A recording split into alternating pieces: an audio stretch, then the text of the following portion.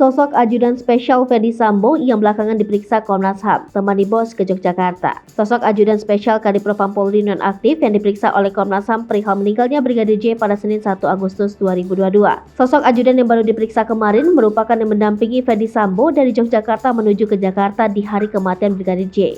Ia diperiksa tak bersamaan dengan 6 ajudan lainnya karena tak hadir pada pemeriksaan Selasa 26 Juli 2022. Komisioner Komnas HAM, Khairul Anam mengatakan, ajudan tersebut tak bisa memenuhi panggilan karena sedang berada di luar kota. Sebelumnya, Komnas HAM telah lebih dulu memeriksa 6 ajudan Ferdy Sambo, termasuk Baradae. Saat tiba di Komnas HAM, ajudan yang disebut satu pesawat dengan Ferdy Sambo itu mengenakan topi dan masker berwarna hitam. Ajudan Ferdy Sambo tersebut datang ke Komnas HAM sekira pukul 10 waktu Indonesia Barat. Ketua Komnas HAM, Ahmad Taufan Damanik mengatakan, Ferdy Sambo didampingi oleh satu ajudan saat terbang dari Yogyakarta menuju ke Jakarta. Sedangkan istri Ferdy Sambo, Putri Chandrawati, melakukan perjalanan darat dari Magelang ke Jakarta bersama para ajudan termasuk Baradae dan Brigadir J. Mereka menempuh perjalanan selama 6 jam, usai dan tiba di Jakarta sekira pukul 16 waktu Indonesia Barat. Hal itu tampak dalam rekaman CCTV yang terpasang di rumah Ferdy Sambo yang berjarak sekira 500 meter dari lokasi kejadian.